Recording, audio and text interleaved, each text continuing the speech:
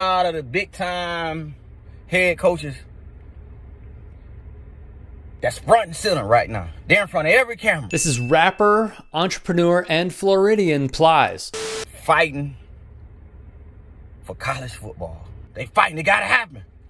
Can't do this to these kids.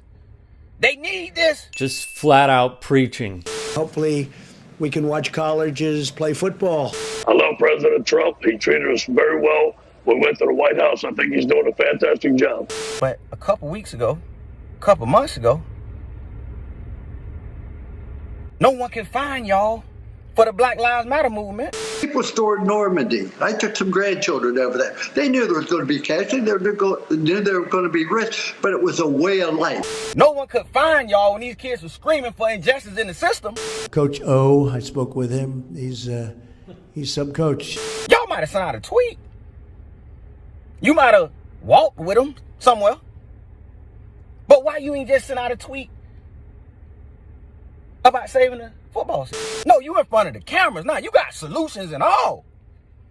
But you ain't had solutions for none of these kids or their parents when the Black Lives Matter movement was going on. You had no solutions. Whenever we feature Plies on this show, it is because this man does not seek attention, nor does he demand we listen. He simply puts out a video that I personally fully endorse because this dude is just on another level with his reasoning. My point is, why cancel the season right now when we don't have all the information and we don't have all the answers? When it appeared college football was headed down the tubes, Republicans demanded the season be saved. In a strategized and coordinated effort, the notables came out.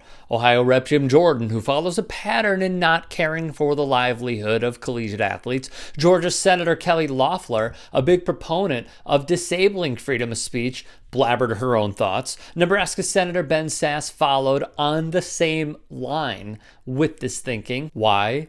Because, for example, the Big Ten Conference covers a ton of battleground states with no football. The blame ultimately falls back on the administration who did not believe in the virus and did not care to contain it. Plies sees the writing on the wall. But all of a sudden, no, they're safer with us here on campus.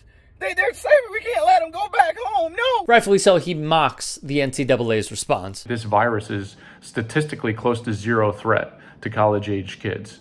They're a far greater danger from things like car accidents, homicide, suicide, heart disease. Funny you bring up the heart, Joel Klatt, multimillionaire who needs football to be played so he can do his job. As we brought to you in a previous piece, the Big Ten found 5 of their athletes had heart inflammation, likely caused by COVID per Yahoo Sports. That number was upgraded to 10 via Bleacher Report. You know who Joel Klatt sounds like? But these football players are very young, strong people, and they're physically in extraordinary shape.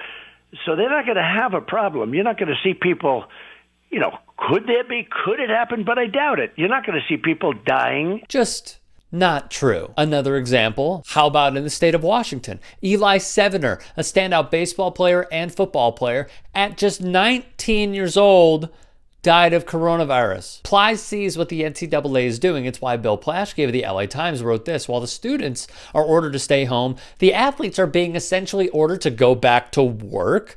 It's not yet safe for the student body president, but it's totally safe for the quarterback. It's too risky to sit in a classroom, but cool to hang out in a weight room? They're safer here with us on campus.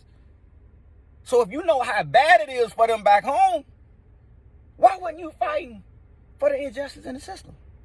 You know how bad it is for them back home, according to you. Hot damn, he's on fire. Plies in this video is like Damian Lillard in the bubble. Why didn't they fight for the kids? Well, lest we forget. Hatred, chaos. We cannot allow mob rule. They have a move to defund, to dismantle law enforcement. Anarchy, thugs, an angry mob. There's no better example of the NCAA sports' racial exploitation than colleges marching their football players into the COVID-19 pandemic without the enforcement of any health and safety standards in pursuit of football revenue that players themselves will never see. So it's okay to fight for them, to be able to use their talents and their abilities,